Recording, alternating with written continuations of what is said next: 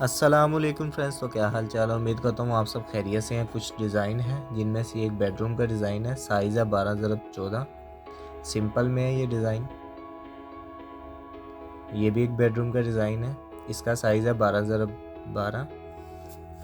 ये इस पे जो कलर सिर्फ वाइट है और जो बीम लगाए हुए हैं वो ब्लैक कलर में। उसके अलावा इसको कोई कलर नहीं है, वाइट कलर में है और गोल्डन कलर की लाइट दी हुई है। ये टीवी लोन का डिज़ाइन है। जो रूफ लाइट है ना, वो गोल्डन कलर की दी हुई है। इस पे भी बीम वगैरह लगाए हुए हैं, उस पर सिर्फ ब्लैक है, ब्लैक कलर दिया हुआ है। और लास्ट में एक ये बेडरूम ड्राइंग रूम आप कह सकते हैं, ये ड्राइंग रूम है। इसका साइज़ है 12x14। उम्मीद करता हूँ ये डिज़ाइन आपको पसंद आएंगे। डिज़ाइन पसंद आए वीडियो को लाइक कर देना, हमारे चैनल को सब्सक्राइब कर देना। तो मैं चलता हूँ, इंशाल्लाह मिलेंगे हम नेक्स्ट वीडियो में। तब तक के लिए अल्लाह हाफिज़।